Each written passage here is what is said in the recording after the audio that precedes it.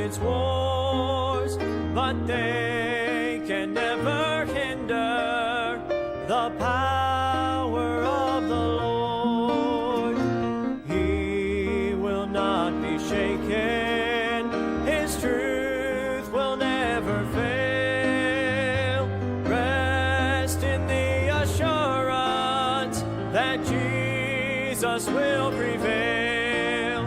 The Word still has its answers, the blood alone still saves.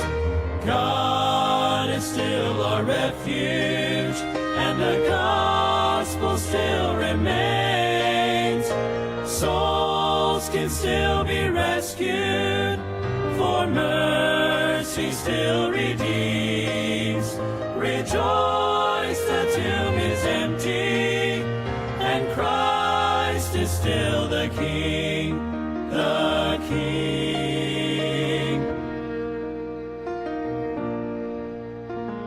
Never be discouraged, or let your heart forget. There is hope and victory, for Jesus conquered death. He'll return in power, but till that glorious day, lift His banner higher, stand strong and keep the faith. The Word still has its answers, the blood alone still saves. God is still our refuge, and the gospel still remains. Souls can still be rescued, for mercy still redeems. Rejoice, the tomb is empty, and Christ is still the King, the King. Unchanging and unmoving, sovereign and supreme, our hope and our salvation, we still declare, we still believe. The Word still has its answers, the blood alone still saves. God is still our refuge, and the gospel still remains. Souls can still be rescued, for mercy still redeems. Rejoice, the tomb is empty, and Christ is still the King. Souls can still be rescued, for mercy still redeems. Rejoice, the tomb still empty. Rejoice, the tomb still empty. Rejoice, the tomb still empty. And Christ is still the King. Christ is still the King.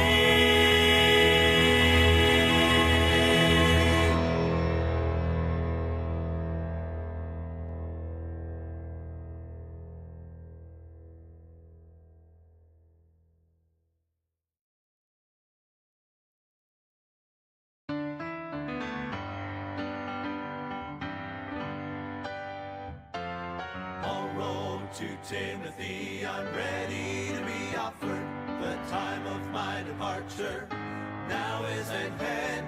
I have fought a good fight. My course is now finished. A crown now is waiting when before God I stand. There is laid up for me a crown of bright glory. That is why I must run this race faithfully. There is reserved for me up in heaven a mansion. That is where I shall live eternally. Peter said I've got an inheritance waiting. It's incorruptible and fades not away.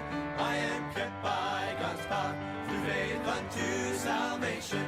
It now is awaiting to be revealed someday. There is laid up for me a crown of bright glory. That is why I must run this race faithfully. There is reserved for me up in heaven a mansion. That is where I shall live eternally. There is laid up for me a crown of bright glory. That is why I must run this race faithfully. There is reserved for me up in heaven a mansion. That is where I shall live eternally. Well, there is reserved for me up in heaven a mansion. That is where I shall live eternally.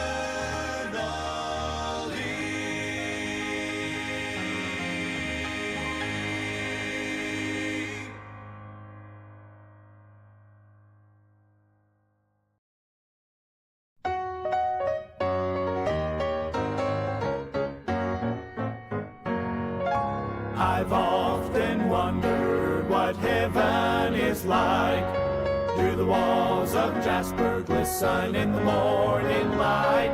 Or will the crystal waters flow and carry praise on waves of glory? All the answers I will know when I take my flight. Make a bit of difference how large those mansions are. Fade off in the distance from the bright and morning star. So child, don't be disillusioned with all your questions here, 'cause you won't care or be disappointed when you get there. You will know that every question on earth has been erased when you need before His presence all majesty displayed. So come and live with me forever in the place that God's prepared, where every question will be answered. Heaven awaits.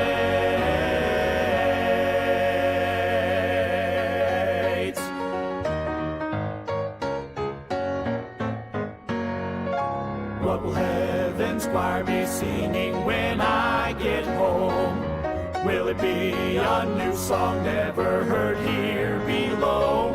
Oh, I could ask a million questions, but when I am in His presence, there will be no need for guessing. Then I will know. 'Cause it won't make a bit of difference how large those mansions are. 'Cause they will fade off in the distance from the bright and morning star. So child, don't be disillusioned with all your questions here, 'cause you won't care or be disappointed when you get there. You will know that every question on earth has been erased when you need before His presence all majesty displayed. So come and live with me forever in the place that God's prepared, where every question will be answered. Heaven awaits.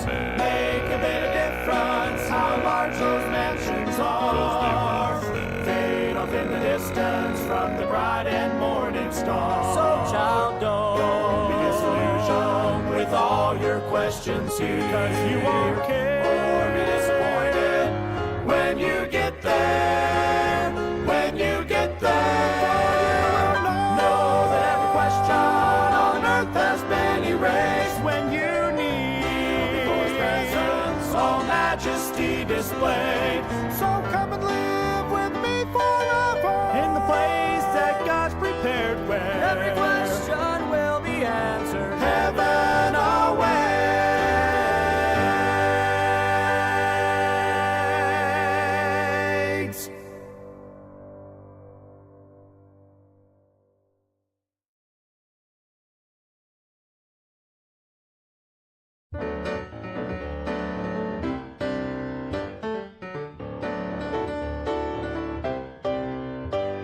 Elijah climbed the mountain, he was feeling down and out. It seemed like he was all alone, the only child of God around. He waited for a great and mighty visit from the Lord. But the wind and the fire and the earthquake didn't speak.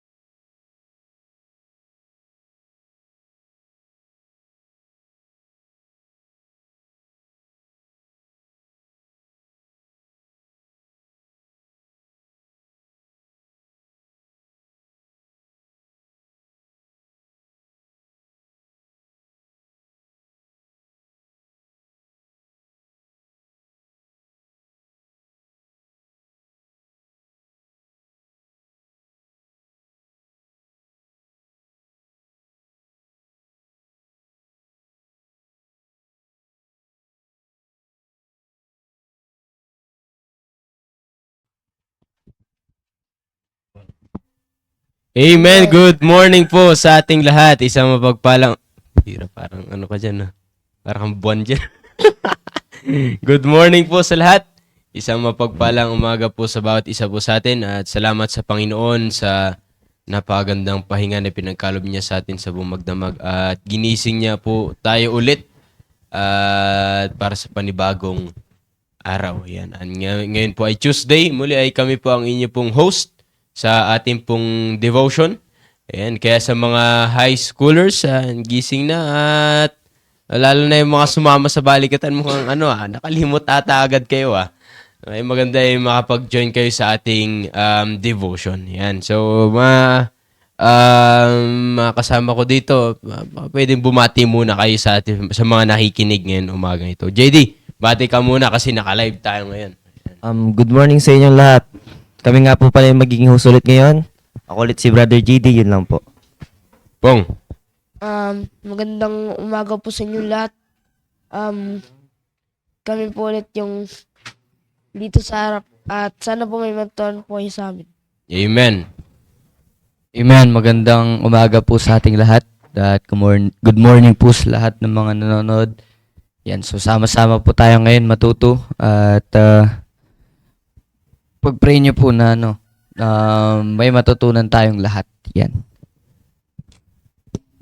Morning po sa ating lahat. At sa lahat po nanonood, mga high schoolers, mag-join kayo para matuto kayo sa devotion natin. Yan, at sa Google Meet natin, syempre kasama natin, andyan si Mark Clarence. Yan, Mark, okay ka na ba dyan? Good morning sa'yo. Kung gising ka na. Si Kit Lee. Si Sir Ariel naman to. Sir, good morning, sir. lang sila. Yes, sir. Good Joining morning na po. minute. Yes, sir. Good morning sa ating lahat. Oh, si Perdison. Nandiyan pala si Perdison, sir. Bira. Oo. Perdison, magilamos ka muna. Halata masyado eh. Kit Lee.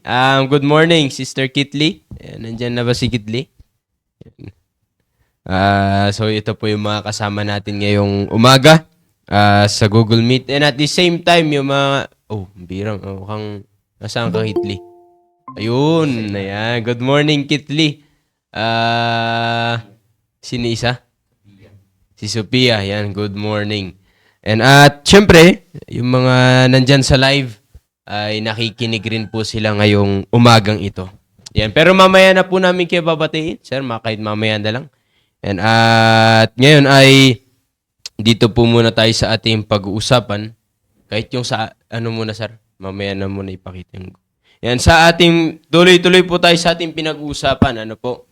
Ang ating pinag-uusapan nga po dito is still knowing God. Okay, knowing God. At dito, pinag-uusapan natin ano yung mga pag nakilala mo ang Diyos. Kaya nga po ulit, tinuturuan tayo paano makilala ang Panginoon. Dahil pag nakilala natin ang Panginoon, mas lalo natin nakilala ang Diyos sa ating pong buhay, may mga ugali tayo, may mga character tayo na maaalis natin. Okay? May mga character tayo, itong mga character po na ito, itong mga attitudes natin na ito, ay ito yung mga attitude na hindi magaganda, na pag nakilala natin ang Diyos, maaalis to, mga kapatid. Ay, lalo na sa atin, mga young people. Okay? Pag nakilala mo ang Panginoon, nakilala mo ang Diyos, ito po, unti-unting mawawala sa atin. Ay, kaya nga, nagsimula po tayo nung last week po ata, last week. Okay? Na ano yung unang-una. Okay? Ano po yung unang-una na maaalis pag totoong kilala mo ang Diyos? Okay? Number 1 ay ano yun, Brother JD? Slothfulness. Amen. Yan, sabi ko nga po, ito po yung pinaka number 1 na kalaban natin tayong mga young people, mga high schoolers. Walang iba kundi slothfulness, katamaran. Okay? Kaya nga po, ito po ulit ang ating pag-uusapan. Ito po, babasahin po namin sa Proverbs chapter 18, verse number 9. Okay, Proverbs chapter 18, in verse number 9. Ano sabi dyan, Pong? Proverbs chapter 18 verse 9. He also that is slothful in his work is a brother to him that is a great waste. Yun! Sabi ng Bible, he also that is slothful. Okay, nakita naman natin the word slothful, the slothful, okay, the slothful man. Big sabihin po ng slothful dito is feeble or weak. Okay? Yeah, ibig sabihin ng slothful, it means feeble or weak. Kaya nga po, slothfulness means feebleness. Alam niyo po pag sinabing feeble, ito yung parang, kala mo, pag sinabi kasi feeble, parang may sakit eh. Yun, may sakit. Ganyan. Or matamlay, malamya. Ayan po ibig sabihin pag sinabi nating feeble. Oh, matamlay, malamya, parang laging may sakit. Yan. Kumbaga ay hindi masigla. Saan po hindi masigla? Kaya nga po isa ito sa katangian ng isang tamad. Ito po ay nagpapakita na tamad ang isang tao kung, ano sabi ng Bible, he also that is slothful in his work. Kita niyo po yun? Slothful in his work. At pag sinabi nating slothful, it means feeble. Okay? Or it means weak. Okay? Pero yung word na feeble po muna tayo. Pag sinabi nga nating feeble, matamlay. Hindi masigla. Parang laging may sakit. Malamya. At ang isang tamad, saan po siya hindi masigla? Saan po siya matamlay? Wala pong iba kundi sa trabaho. Sabi ng Bible, he also that is slothful in his work, feeble in his work. Kaya nga po, ang taong tamad ay matamlay. Hindi siya masigla sa trabaho. Hindi masigla yan sa trabaho. Pero ang isang tamad, masigla yan sa ibang bagay. Di ba? Hindi masigla yan sa trabaho, pero sa ibang bagay, masigla yan. Magaling yan. Pag sa trabaho, laging may sakit. Yan ang taong tamad. Pagdating sa trabaho, laging may sakit. Laging palamya-lamya.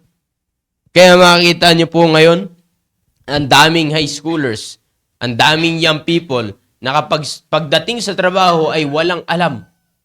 Pagdating sa trabaho ay matamlay. Pagdating sa trabaho ay palamya-lamya. Pagtatrabahuin ng magulang, wala man lang kasigla-sigla. Di ba?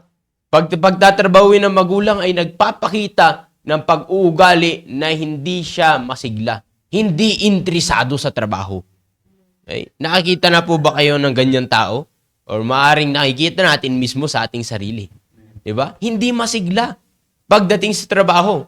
O, pero pag sa ibang gawain, kahit mag-cellphone ng buong maghapon yan, di ba?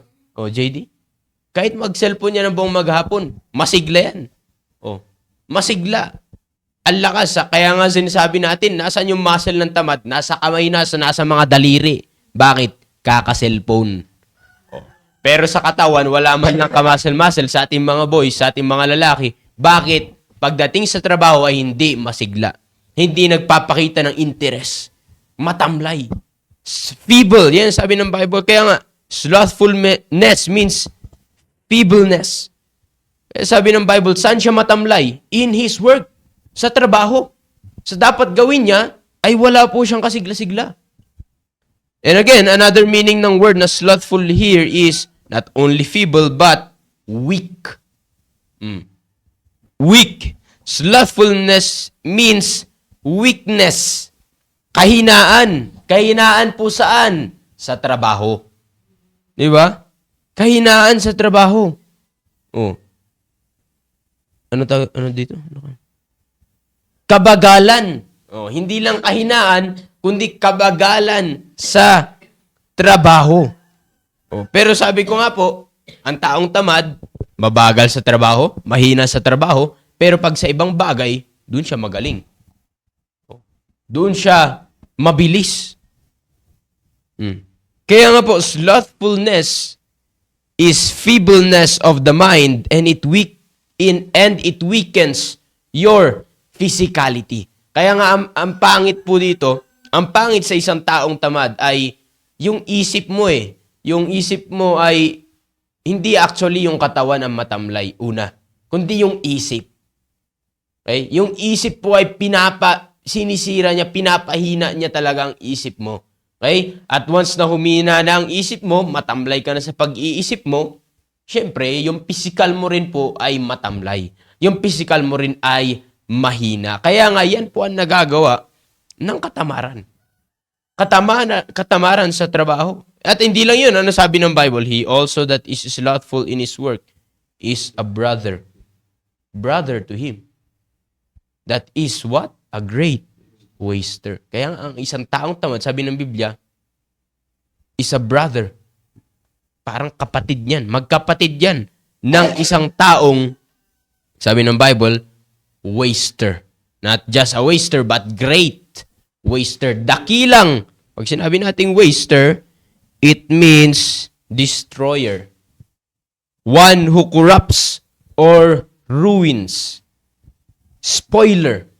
Naninira. Okay? At nagsasayang. Yan po ang isang taong tamad. Kapatid niyan, ang taong tamad, ang pag-uugaling tamad. Hindi po pwede nating ihiwalay dyan yung pagiging maninira. Nagsasayang. Okay? Slothfulness spoils the use of our mind. Kaya nga kanina po, sabi ko nga po sa inyo dahil lamya-lamya, pahina-hina, ang unang-unang binabanatan kasi po ng katamaran, isip. Okay? Kaya nga, waster. Nagsasayang, naninira. Ano pong unang-unang sinisira? Sinasayang ng katamaran, yung paggamit ng isip. Slothfulness spoils the use of our mind. Slothfulness corrupts our good reasoning. Kaya nga po pag ang isang taong tamad, alam niyo po, nasisira yung magandang ano niyan eh. Yung magandang pagrarason. Alam niyo po, ang pagrarason magandang gamitin ito pagdating sa tama. Pero makita niyo po ang isang taong tamad, pagdating sa trabaho, ang daming rason. Diba? Bakit? Ayaw lang makapagtrabaho. Matamlay kasi sa trabaho eh. Mahina sa trabaho. And slothfulness destroys our time management. Siyempre. Kaya nga po, sabi ng Bible, great waster. Not only na ang taong tamad ay, tawag dito, nagsasayang sa oras, kundi ang pinakamatindi dito ay sinasayang mo yung buhay mo. Sinasayang mo ang buhay mo. Kaya nga noong nakaraan, ano pinag-usapan po natin sa paggising. Di ba? Paggising pa lamang, igigising ka ng 9. Oh, sayang na yung oras. Nasira na yung oras mo. Sa buong maghapon, wala ka pang gagawin. Bakit? Feeble, weak, pagdating sa trabaho, pahina-hina, patamlay-tamlay. Sayang talaga ang buong araw. Nasira ang buong araw. Bakit? Wala ka man lang na-accomplish. Wala ka man lang nagawa. Kaya nga yung sabi ng Bible, he also that is slothful, feeble, weak. Saan po siya mahina? Saan siya matamlay? Sa trabaho. At sabi ng Bible, ito, kapatid niyan. Hindi mahihiwalay yan yung pagiging great waster. Dakilang maninira. Dakilang magsasayang. Kaya nga, no, sa ating mga schoolers, saan kaya nasasayang yung ating oras? Diba? Saan kaya nasasayang yung ating oras? Saan tayo masigla pa? Kung hindi ka masigla sa trabaho, ang tanong, saan ka masigla? Kung matamlay ka sa trabaho, kung magaling, wala kang alam sa trabaho, ang tanong, saan ka magaling? Diba? I-check natin ang ating sarili. Sabi ng Bible, great waster. Nang sasayang. Ikaw, Brother JD, ano kaya yung mula sa'yo ano kaya yung mga bagay-bagay na kung saan nasasayang yung oras natin mga young people? Sa akin, nasasayang yung oras ko kadalasan sa pagbabasketball, Pagbabasketball, paghiga-higa, higa-higa. O, di ba? tapos pagsi-cellphone. Yun. Sabi nga dito sa verse na binasa ni Kuya Mishak, he also that is slothful in his works is brother to him that is a great twister. That's right. So yung taong ito, walang ibang gustong gawin kundi mag-relax, Yun. mag-chill-chill, gawin yung gusto niya. Ayaw niya ng trabaho, takot siya dito. Tama. At yung tao na rin ito, walang ibang gustong gawin kundi magpalipas ng oras. Ayaw niya gawin yung trabaho, pero gusto niya lang sayangin yung oras na meron siya. Halimbawa na lang kami kapag katapos ng trabaho, kapag pagod na. Gusto na lang namin humiga tapos magtatago, matutulog. Pero di natin alam sa mga ginagawa nating ganyan, napapalayo na tayo sa Diyos. Kundi mas napapalapit pa tayo sa dyablo. Sabi Right. rin sa Proverbs 21:25, Yun. the desire of a slothful killeth him, for his hand refused to labor. Yeah, that's Yung, right. Ibig sabihin nito, yung desire nung kagustuhan ng mga slothful ay pinapatay yung sarili natin. Pinapatay yung sarili nila kasi ayaw nila ng trabaho. That's right. Sabi nga ni Kuya Mishak, ang slothful ay weak, feeble. Kasi nga, takot sila sa trabaho. Ayaw na ayaw nila yan. Nagkakaroon sila ng maraming dahilan pagdating sa trabaho, pero kapag dating sa mga kagustuhan nila, wala silang dahilan para tanggihan ito o ipagpaliban ito. Pero ano mga ba dapat natin gawin para maiwasan yan? Yun. Sabi sa Proverbs chapter 6, verse 6 to 7, go to the ant, thou sluggard, consider her ways, and be wise, which having no guide, overseer, or ruler. So sabi dito sa verse natin binasa ko, dapat maging katulad tayo ng langgam. Maging wise tayo. Maging masipag tayo sa gawain. Yung dumating sa point na hindi na natin kailangan ng guide, overseer, or ruler. Ano nga ba yung overseer? Yun yung tagatingin. Spotter ba? Ano ba, may ginagawa ka, di na kailangan tignan kasi alam nila, malinis yung gawa mo, maayos. That's right. Yung pagiging masipag natin sa gawain, gawin din natin yan sa paglilingkod sa Diyos. Yung tipong kapag alam nyo may soul winning kayo, di na kayo kailangan i-remind ng leader nyo na mag-prepare kayo, may soul winning tayo, mag-prepare ka na agad kahit di nasabihin sa'yo. Yep. Magkusa ka na kasi alam mo, duty mo yun as a Christian. So yun lang masasabi ko, let us not be slothful. Instead, maging diligent and wise tayo. Yep. Yun lang. Yun. Totoo yun, ano? Yung verse na, sabi ng Bible, the desire. Okay? Yung kagustuhan po ng isang taong tamad. Biruin mo may gusto rin siya. Pero anong klaseng kagustuhan? Ano sabi ng Bible? The desire of the slothful killeth him. Biruin mo yun, kung hindi ka nag-iisip, talagang yung desire mo, yun yung papatay sa'yo. Diba? Saan ka nakakitang ganun? Makikita lang natin yan sa taong tamad. Nagkagusto na, yung kagustuhan niya pa, ayun pa yung papatay sa kanya. Bakit po papatayin siya? Because his hands refuse to labor. Dahil yung kamay niya, ayaw mahirapan. Ayaw mahirapan. Kaya nga, maalala niyo po yung meaning natin ng slothfulness last time. Ayaw mahirapan. Bakit ayaw mahirapan? Ayaw nga magtrabaho. Diba? Kaya nga, ano sabi ng Bible? Alam niyo po yung sabi ng Bible? Pag ang tao ay hindi man lang nagtrabaho, wag rin naman pakainin, sabi ng Bible. Wag rin naman pakainin, sabi ng Bible. Kaya nga, yun ang nakakatakot sa isang taong tamad. Dahil feeble, dahil weak sa trabaho, yan, nagsasayang ka ng oras, nagsasayang ka ng panahon, sinasayang mo yung buhay mo. Ang sabi ng Bible, tandaan natin, yan yung papatay sa'yo. Okay? Maaring kala mo maganda, bakit? Siyempre, walang ginagawa. Relax ka lang. Yung ibang may nagtatrabaho, napapagod sila. Di ba? Napapagod sila. Pero hindi mo alam, yung kakarelax mo, kakachill mo, yung pag inuutusan ka, ayaw mo man lang magtrabaho. Pagdating sa trabaho, pahina-hina ka, patamlay-tamlay ka. Sabi ng Bible, papatayin ka niyan. Ang katamaran mo na yan. Sabi ko nga po, hindi lang oras ang sinasayang mo. Ang nakakalungkot na sinasayang mo, sinisira mo, buhay mo. Okay? Buhay mo. Kaya nga, biruin mo, high schooler ka parang, sira na yung buhay mo. Bakit? Dahil sa katamaran.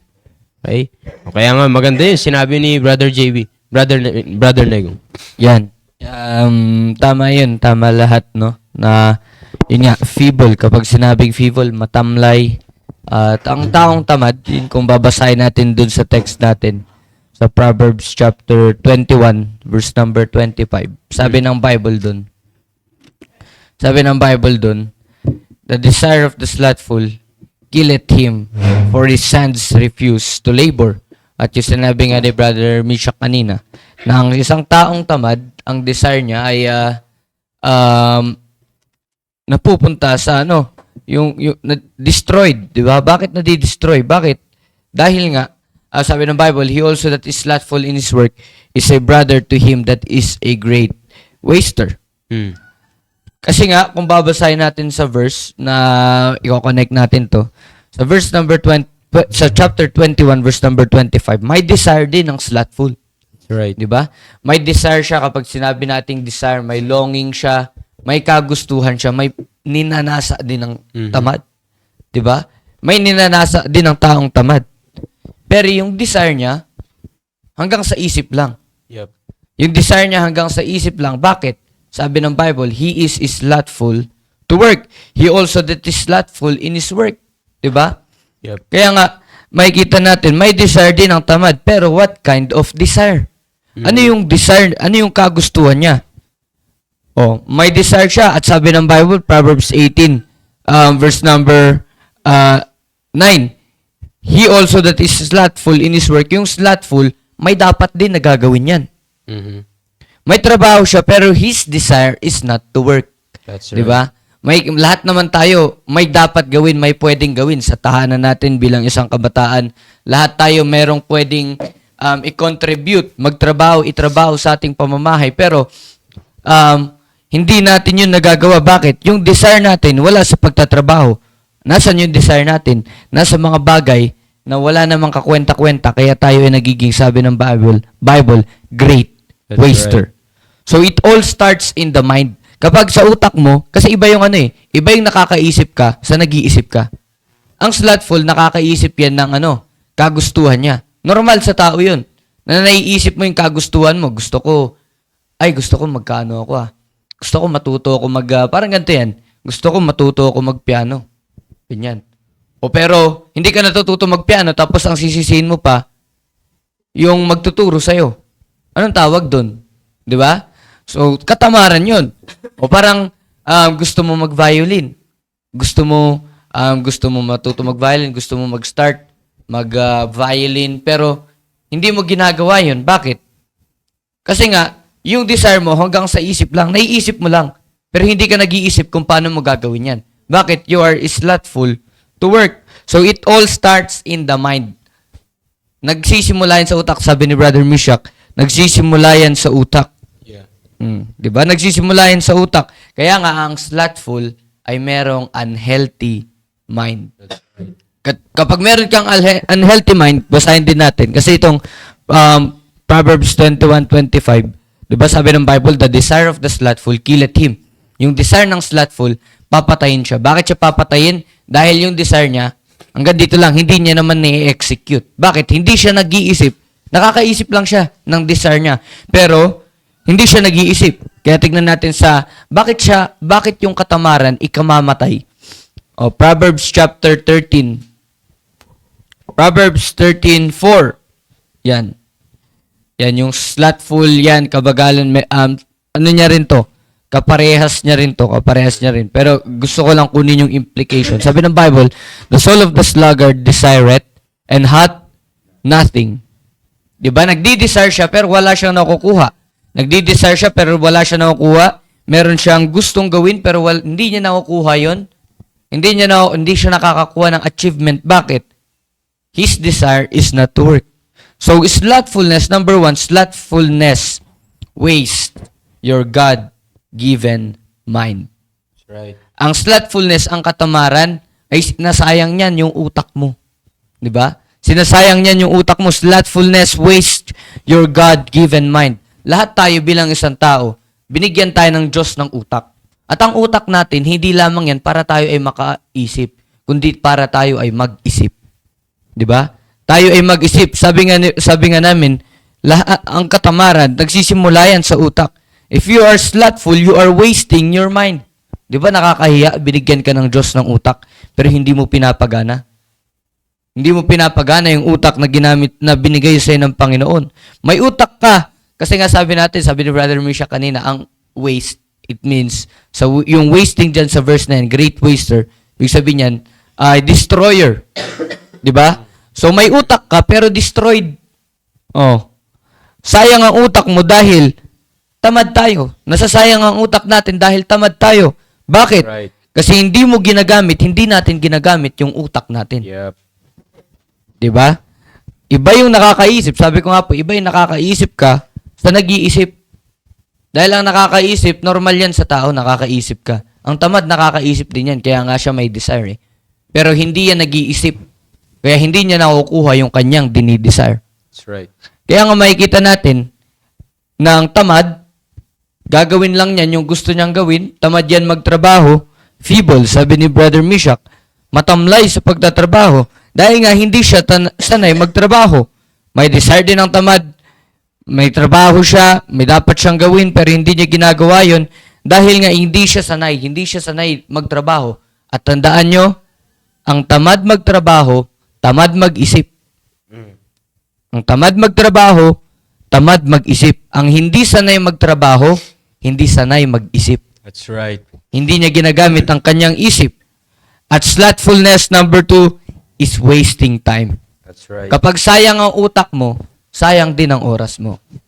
Di ba? Kapag sayang ang utak mo, sayang din ang oras mo. Dahil kapag di ka nag-iisip, wala kang maiisip na gagawin, masasayang lang ang oras. Mhm. At kapag sayang ang oras mo, wasting time leads to a wasted life. That's right. Ang buhay na sayang, kapag nagsasayang ka ng oras, pupunta ka niyan sa wasted life. Ang taong tamad, yun nga, may desire siya pero hindi niya nakukuha. Bakit? Anong ginagawa niya sa atin bilang isang kabataan? I-relate natin to sa ginagawa natin. Kunwari, mag-isa mo sa bahay nyo. Mag-isa natin sa bahay natin and walang magluluto para sa'yo. Naiisip mo. Siyempre may isip mo yun, ay walang magluluto ako kaya magluto. Pero, hawak mo yung cellphone mo, ay mamaya na lang, buksan ko muna IG ko. Yan, di ba? Tapos, Pag after mo mag-IG, ay wait lang, may nag-chat ah. Oh, di ba? May nag-chat. O tapos yung nag-chat sa'yo, nag-send ng reels, pindutin mo ngayon yung reels, nandun ka na naman sa FB. Di ba? So, naiisip mo na dapat magluto ka, pero hindi mo ginagawa yun. So, ano mangyayari sa'yo? Magugutom ka. The desire of the slothful killeth him. Bakit? The sluggard desireth and hath nothing. At ang nangyari ngayon, nag-waste ka ng oras at yung buhay mo ngayon, sayang. Bakit sayang yung oras mo? Dahil sayang yung utak mo. Kaya yan yung katamaran. Di ba? Yan yung katamaran. Sabi nga ni Brother Mishak, masipag tayo. Masipag ang tamad sa ibang bagay na hindi naman makabuluhan. Masipag ang tamad sa mga bagay na hindi naman sa pagtatrabaho. Hindi siya sa trabaho masipag, kundi saan siya masipag? Sa pag-waste ng oras. Ang ganda nga ng definition, waste. It means to destroy. Sinisira mo lang yung oras. That's right. Sinisira mo lang yung oras. Kaya yon. Kaya tignan natin ang ating sarili ngayon kung tamad ba tayo. Tandaan nyo lang yon. Slothfulness is wasting your God-given mind. Huwag nating sayangin yung utak natin. Kapag tamad tayo, sayang yung utak mo. Tanggalin mo na lang yan. Tanggalin na lang natin yan. Sayang. Yan, totoo yun, ano? Kaya nga sabi ko nga po, sabi ng Bible, yung meaning talaga feeble, weak. Kasi unang matamlay, unang mahina, yung isip nga po. Kaya nga, slothfulness is feebleness of the mind. Kaya nga, pinapahina talaga yung pag-iisip. Ay mabagal mag-isip. Kaya nga, kung i-connect natin yung pinag-uusapan natin last time, dahil nga, gusto niya lang matulog, ay yun ang kagustuhan lang ng isang tamad. Kaya nga sabi ng Bible, papatayin siya. Ang gusto mag-relax, ang gusto ay walang ginagawa, matulog lang. Pag titignan po natin ninyo yung Bible, sa Proverbs chapter 6 versus sa mga babang verses niyan. And makikita ninyo na sabi ng Bible, ang kagustuhan lang ng taong tamad ay yung matulog. Kaya sabi ng Bible, yet a little sleep, a little slumber, yung paghikab-hikab mo, yung pikit-pikit mo na ganon, a little slumber, a little folding of the hands to sleep. Na sabi ng Bible dyan? So shall thy poverty come as one that traveleth, and thy want as an armed man. Hindi mo alam, darating dahil sa kagustuhan mo na wala kang ginagawa, patulog-tulog ka lang. Yan yung sinasabi ng Bible. Sinisira mo yung oras, sinisira mo yung panahon mo, yung buhay mo. Bakit? Ang darating sa'yo is poverty. Kahirapan. Kaya nga, sabi nga ng ating pastor, itong bansa natin, ayan, hindi naman totoong mahirap ang bansa natin. Pero bakit may nakikita tayong mga taong mahihirap? Unang-una dyan, kasi nga, hindi gumagamit ng isip. Hindi gumagamit ng isip, at dahil hindi gumagamit ng isip, yun nga, bakit hindi gumagamit ng isip? Kasi nga, tamad. Ayaw magtrabaho. Kaya nga, yan ang problema. Tayo mga young people pa lang tayo, high schooler ka pa lang. Pero mo, sabi ko nga high schooler ka pa lang, sira na buhay mo. High school ka pa lang, ha? Oh. LM pa. Oo. Elementary pa lang. High school ka pa lang, sira na ang buhay mo. Paano ka makakatungtong yan sa college? Kung makapag-college ka naman, anong klaseng buhay naman na meron ka niyan? Siyempre, ganun pa rin. Sinisira mo pa rin ang buhay mo. Kung magkakapamilya ka pa, di another buhay na mga sisirain mo. Bakit? Kasi tamad nga po. Amen. Hindi nag-iisip. Sayang. Kaya nga, sayang ang buhay. Pag ng isang taong tamad. Gandang umaga po sa ating lahat. Doon nga po sa text pa natin sa Proverbs chapter 18 verse 9. Sabi dyan, he also that is slothful in his work is brother to him that is a great waster. Yan, yung ibig sabihin po ng dyan, para sa akin, ang ibig sabihin ng great dyan. Kasi sabi dyan, great waster. Ibig sabihin niya, malala na. Talaga, sabi hindi na malala na talaga yung utak niya. Kinurap na talaga ng katamaran. Yan, mabagal yung, sabi ni Sir Meshach, yung katamaran means feeble. Ibig sabihin, batugan talagang gumalaw. Yan, sabi dyan, his brother to him that is a great waster. Yan, sa tingin ko, nag-iisip rin yung tamad, pero, hindi pabuti, kundi, para rin sa katamaran niya. Para sa akin yung waster dyan, sinasadya niya talagang sayangin yung oras niya para wala siyang magawa. Yan. Sabi dyan, is a brother to him that is a great waster. Doon naman sa isang natin, sa isang text naman natin, doon sa Proverbs chapter 21 verse 25, the desire of the slothful killeth him, for his hands refuse to labor. Ibig sabihin naman yan, dito sa akin, yung desire kasi, ang ibig sabihin niya, to have an intense, selfish, or an awful desire for something that belongs to someone. Yan. Para sa akin, yung desire dyan, may kagustuhan rin. Sabi nila Sir Negong, Sir Meshach, may kagustuhan rin yung tamad. Sabi ko nga, hindi nga pabuti. Kundi, sa katamaran niya rin talaga babagsak. Yeah. Desire of the slothful killeth him, for his hands refuse to labor. Kaya hindi ko na kailangan magbigay pa ng mga pointers kasi sapat na yung mga pointers na binigay ni Sir Meshach ni Sir Negong na sabi doon, di ba? Sinasayang niya yung binigay ng Diyos na utak niya. So, alam naman natin na binigay ng Diyos ang utak natin tapos sasayangin natin. Yan. Sabi ni Kuya Negs, yan, talaga, nakokorrupt yung mind natin yan. So, sabi ni Kuya JD, and pagkaano nila, siesta nila, pagtapos ng trabaho, yan. Yung tamad, ginagawa niya yan, katamaran, hindi siya nagtatrabaho after, yun, basketball, sasayang ng oras. Di niya alam, nakokorrupt na yung kanyang utak dyan. Kaya, makitid ang utak ng tamad kasi hindi niya alam gamitin yung oras niya sa tama. Yun. Yan, makitid yung utak niya talaga. Hindi siya makapag-isip ng matiwasay para sa sarili niya. Yan. Sabi diyan, the desire of the slothful killeth him, for his hands refuse to labor. So, yung isa pang pointer na binigay ni Sir Meshach na sinisira yung buhay natin ng katamaran. Naniwala rin naman ang binigay ng Diyos yung buhay natin para gamitin natin sa Panginoon. Pero, yung ginagawa ng tamad, kinokorrupt, talagang pinapakorrupt niya yung utak niya, pinapakitid niya yung utak niya dahil sa katamaran niya.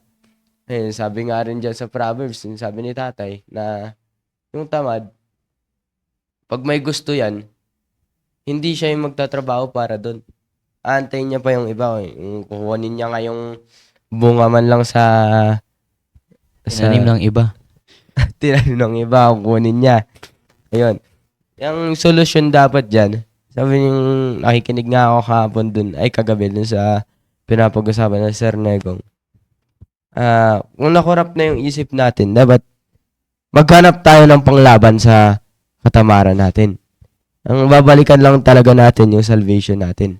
Kasi ito yung lumalaban talaga. Ito yung Yan. ito yung panglaban talaga. Hindi lang sa Diablo. Kasi yung katamaran sa Diablo talaga yan ang gagaling. Ayan. Sabat na yung mga sinabi nila. Pero sabi ko nga rin kahapon, ang Diablo, Sir Meshach, masipag yan eh. Masipag ang Diablo eh. Masipag yan magtrabaho para sa Nakakalungkot dyan. Baka mas masipag pa yung mas Diablo masipag sa'yo. pa ang Diablo kaysa sa'yo. Ibig sabihin nun, mas malala ka pa sa Diablo. Ganun na po yun. Kaya nga, ang taong tamad, alam po natin, pag ang taong tamad makausap mo pa lang, Yun. yung pagrason niya, mapapailing ka na mga kapatid. Kapag may kausap kami, wala na daw tayo sa Pilipinas. Yun ang matindi dun. pag makausap mo, mapapailing ka na eh. Wala pa pong ginagawa yun ha, nagsasalita pa lang. Kasi syempre, ang sinasabi, syempre bunga yan ng paggana ng isip natin eh. So pag hindi maganda ang lumalabas sa bibig, pagpapakita lamang po yun na hindi gumagana ng maayos ang isip. And then, yun nga sinasabi ng Bible, na kahit normal lang isang tao, pero pag hindi gumagana ang pag-iisip dahil nga sa katamaran, eh talagang mapapailing ka talaga eh. Kaya nga, kahit ano, nagsisimula sa isip, tapos postura pa lang ng katawan. Postura pa lang ng katawan, kitang-kita mo na. Yeah, totoo yun. Postura pa lang ng katawan, kitang-kita mo na, lalo na kapag nagsalita. That's Kapag right. tinanong mo, anong pangalan mo? Ganyan. Oo, totoo yun, totoo yun. Ba't may mga ganyan tao? Ano po? Ba't may mga ganyan tao? Ano, pero pag tignan mo pagdating sa cellphone, Yun. pambira, ang galing niyan, ang daming alam niyan. Amen. Oh. Ang daming alam niyan. Memorize lahat ng character sa ML. Memorize lahat ng skill. Oh, pagdating sa lahat ng characters na yan, alam niya lahat ng pagkakaiba, alam niya paano gawin ito.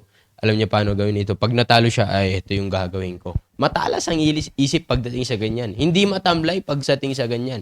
Pero pagdating sa kung ano ang tama, doon siya matamlay. Doon siya weak. Doon siya weak. Kaya nga yung sabi ng Bible, weak. Okay? Weak saan? Sa trabaho. Amen. Weak sa trabaho. Kaya nga po mga magulang, wag na po kayo magtaka. Bakit po may mga batang ganyan, high schooler na ganyan? Alam niyo po, bunga po yan ng katamaran. Bunga po yan ng katamaran. Kaya nga, yun po ang nakakalungkot pag hindi yan napuksa. Bakit po? Ang sabi nga natin, ito nga pinag-uusapan natin, pag kilala mo ang Diyos, may iwasan mo ito eh. May iwasan mo ito eh. Kaya nga tignan po natin, ito na natapos natin na balikatan na ito. Okay? Balikatan na ito. Bakit may yung mga taga dito, alam nila na may devotion. Pero bakit wala? So, ibig sabihin, ganun pa rin. Okay, ganun pa rin. Kaya nga, yan ang mahirap, mga kapatid. Pag meron sa atin ng katamaran, pinapahina niya talagang isip. Sinisira niya pong isip. Hindi nahahasa eh. Kasi kapag tamad ka mag-isip, hindi nahahasa yung utak mo. Mm. Hindi sabi nga ni Belte, hindi nagiging mabuti yung utak mo. Nagiging worse. Yeah, totoo 'yun. Kaya nga hindi nakakalungkot dito. Hindi lang sa iyo maganda eh. Sa iyo sinisira ka na at ang matindi pa dito, makakasira ka pa ng iba. Makakadamay ka pa. Eh kung ikaw lang masira, sige lang. Bahala ka sa buhay mo, sirain mo sarili mo. Pero nakakalungkot po kasi sa isang taong tamad, makakadamay pa siya. Amen. Kaya ang sabi ng Bible, great waster.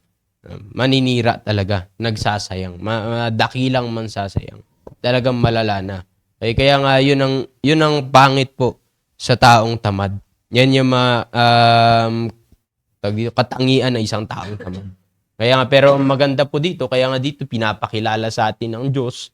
Kaya nga kasi pag totoong kilala mo ang Diyos, God hates slothfulness. Ayaw ng Diyos ng slothfulness eh. Slothfulness is sin. Kasalanan po yan pagdating sa Panginoon. Kasi sabi ko nga kanina, sabi ng Bible, huwag rin naman pakainin ang isang taong tamad. If any would not work, neither should he eat, sabi ng Bible.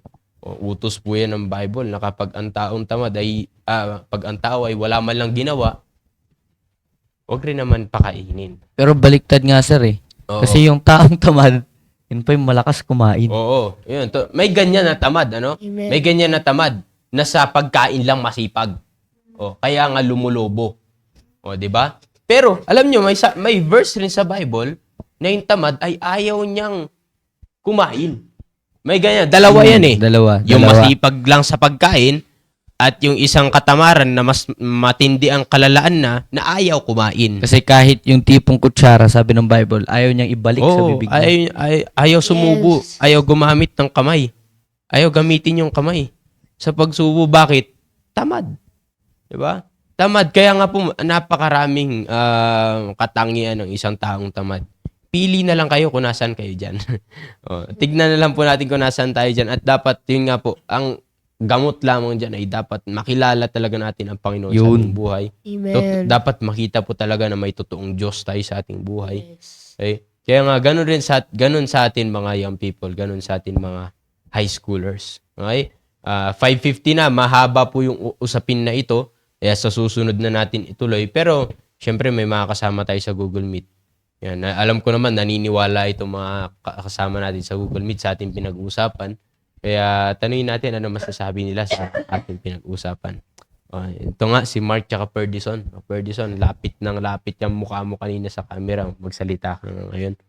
Oh. Ano masasabi ninyo sa pinag-uusapan natin? Totoo ba ito? Mark, Perdison? Ang masasabi ko lang is, isa sa mga dahilan ng katamaran is sa cellphone. Yun. Yun talaga. Yung tipong marami kang pinaplanong gawin pero pag nahawakan mo na yung cellphone mo is Yun. hindi makakalimutan mo na yung mga dapat mong gawin. Amen. Hindi nakakalimutan eh. Ayaw mo nang gawin. Totoo yun. Totoo. Yes. Ikaw, Perdison. Yun nga po yung sabi ni Mark na dahil sa cellphone, Mm. magiging tamad ka na, nakakalimutan mo ng kumain, Oo. maghilamos, matulog. Magpagilamos ka ba ngayon? Yes, sir. Maghugas ng paa. Ano pa? Ano pa nakakalimutan mo? Perdison. Maghugas ng paa. Maligo. Oo. Kaya simula ngayon, yung medyas mo, dapat ginagamit mo na yan, ha? Nakakalungkot yan, baka ulit-ulitin mo pa yan. Magpabili ka na lang kay sir. Para hindi pa ulit-ulit. Yan, hindi naman dahil sa paulit-ulit eh. Kasi ayaw mo lang labhan. Kasi nga tamad ka. Ayan, totoo yun. Yan, si Keith Lee nandito. Keith Lee. Yes, sir. So, yung kanina po na pinag-usapan natin is that yung nagsisimula talaga sa utak kasi pati ako minsan sabihin natin sa school is that tamad mag-isip kaya umaasa din sa AI, mas lalo yan. Hindi na nagagamit yung tamang gamit ng isip kaya That's right. napapatay na din kapag gumagamit ng cellphone.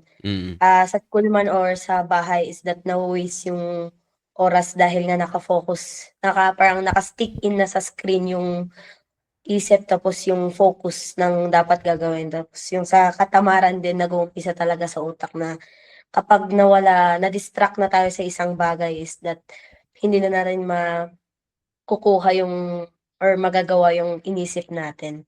Na kung sana ay dapat gamitin natin yung isip natin sa tama. Tapos huwag tayong maging tamad, mas lalo sa gawain ng Panginoon. Yun lang naman po. Amen, amen. Thank you, Keith Lee. Yan, si Pia. Nandiyan si Sophia. Good morning po. Yung sabi nga po ni Sir Negong na pagkatamad po ay slothfulness, waste your God-given mind na kapag tamad ang isang tao, tamad magtrabaho, tamad na rin po siya mag-isip. Kaya ang tamad hindi na nagagawa yung trabaho at hindi na rin marunong hindi niya na rin alam gamitin yung oras niya ng tama. Dahil sabi nga kanina na a-addict sa cellphone. Ako, naranasan ko na yan lagi. At daming time na mas inuuna ko yung cellphone bago ako gumawa ng isang trabaho. Kaya lagi akong napapagalitan. Yun. Lang po. Kinonfirm na ba yung friend request mo, Ping? Hindi pa. Ay, wala ba yan? Okay. Marami pala nakikinig sa live natin.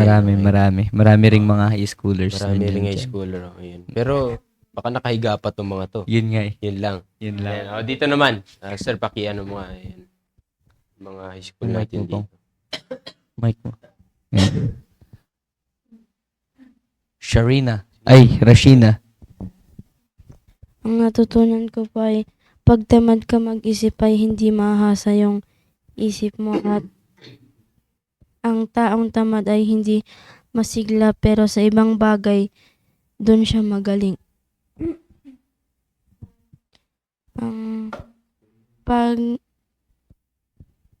Pag nakilala mo ang Diyos, mawawala yung katamaran mo. O ano yung senyas ng katamaran sa'yo mismo na gusto mong baguhin, ganun?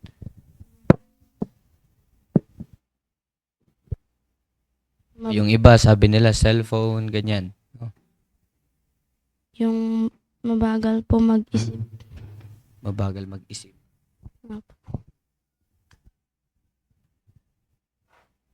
At nakakalimutan din po yung gagawin din po. Sa akin naman po ang natutunan ko ay dapat wag tayo patamad-tamad at dapat alisin natin yung katamaran sa ating sarili. At minsan tinatamad ako sa gawain. Minsan kapag inutusan ako, hindi ako sumusunod.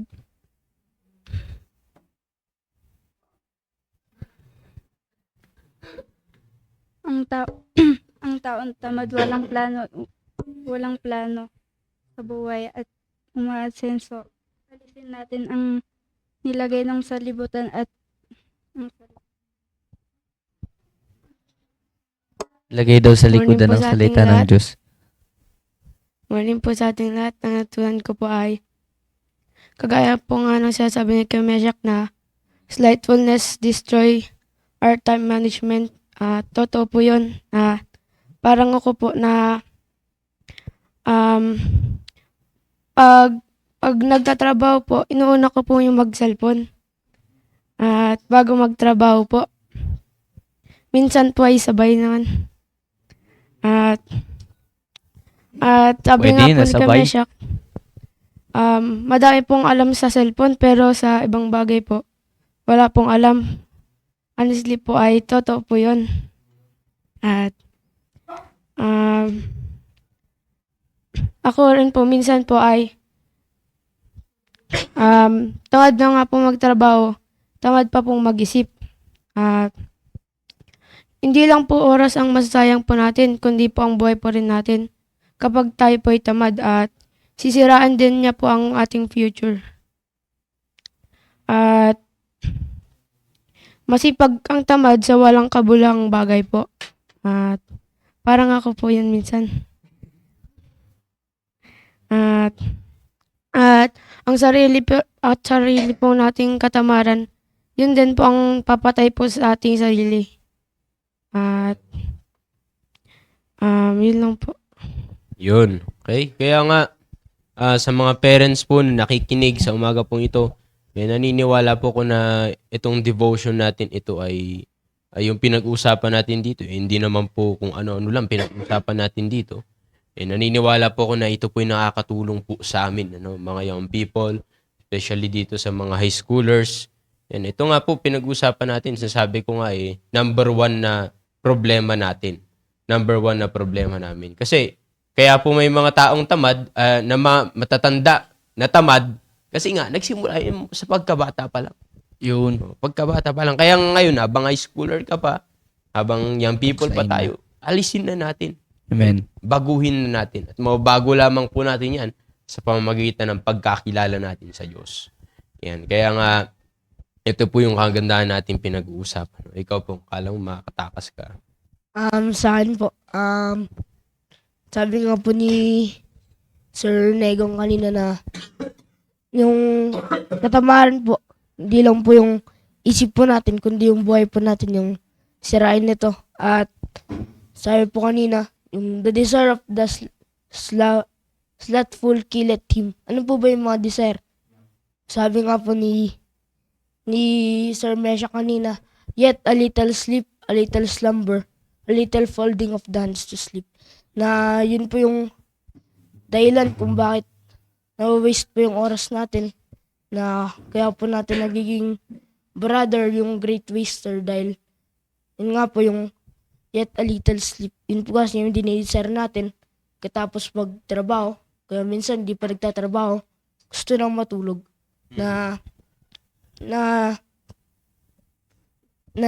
Okay, yak pong magiyak. Okay lang yan.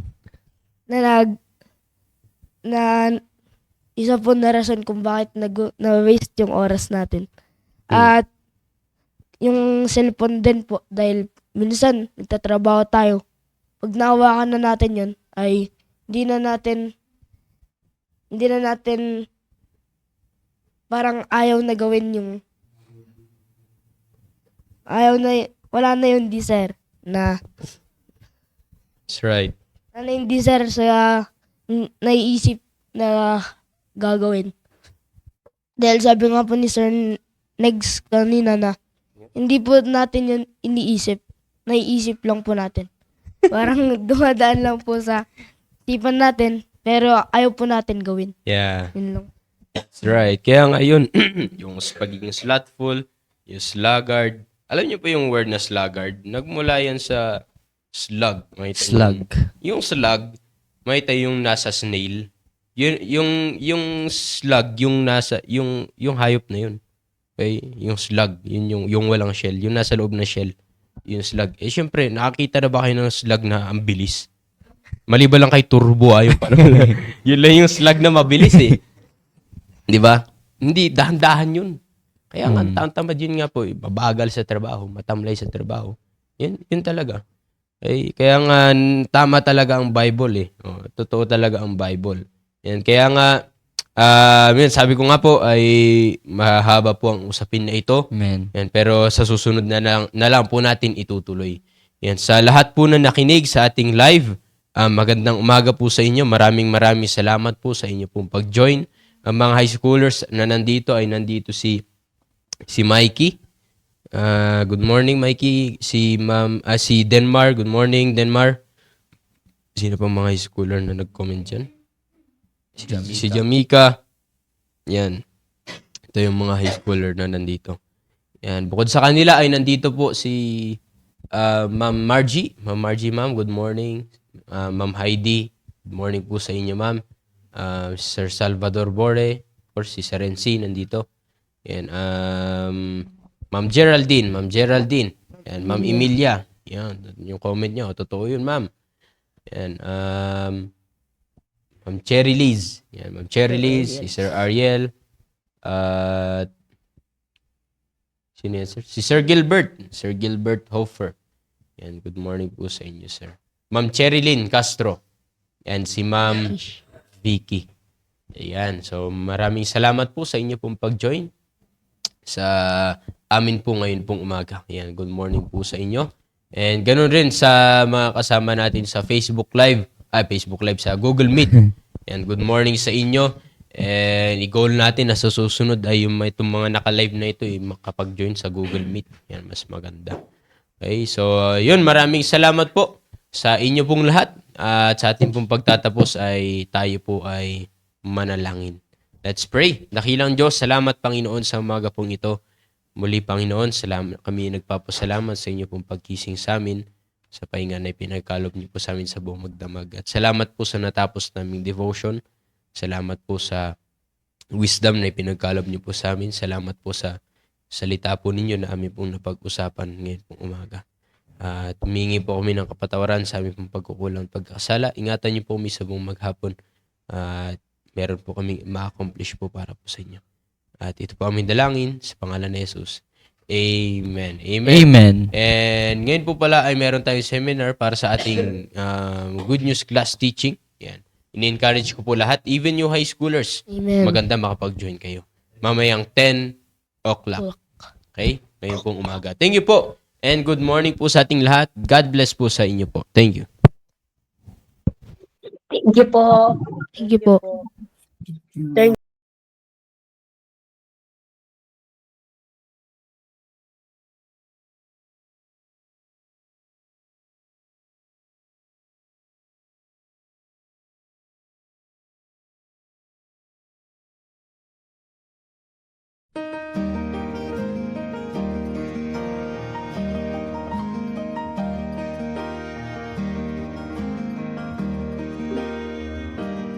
Preacher, I'd say it's been a while since you heard this request, but my spirit is tired and I need your rest. I want to hear from heaven, a clear word from God, a sermon of conviction straight from the heart. I've been hearing other preachers say I don't have to change, the most eloquent of speakers tell me I'm okay. But it hasn't eased my conscience, and I know it's not the truth. So when you stand before us, can I count on you? Oh, preacher, you say you wanna be my friend. Don't be afraid to call my sin what it is. And preacher, tell me I can overcome, but it's only by the blood of the Lamb. Don't tell me like I wish it was. Preacher, tell me like it is. So open up the Word and let the Spirit lead. Preach until I've heard God speak to me. Don't worry about my feelings, don't worry about my shame. Just preach the cross of Jesus and that I'm to blame. Oh, preacher, you say you wanna be my friend. Don't be afraid to call my sin what it is. And preacher, tell me I can overcome, but it's only by the blood of the Lamb. Don't tell me like I wish it was. Preacher, tell me like it is. Life is quickly passing, the world is fading fast, and the foolishness of preaching is the only hope we have. So preacher, you say you wanna be my friend. Don't be afraid to call my sin what it is. And preacher, tell me I can overcome, but it's only by the blood of the Lamb. Don't tell me like I wish it was. Preacher, tell me like it is.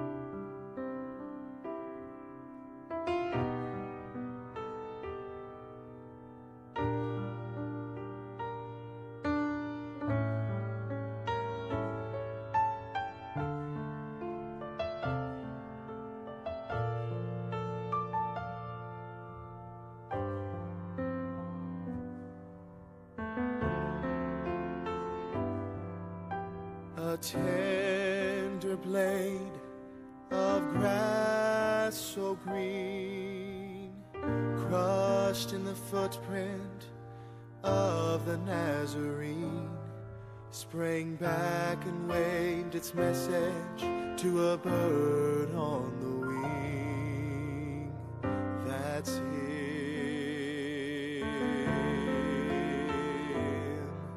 In a muddy old river, in the noonday sun, an outcast kept crying, I tell you he's the one.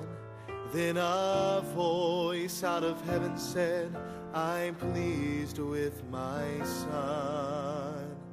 That's him. That's him. He shed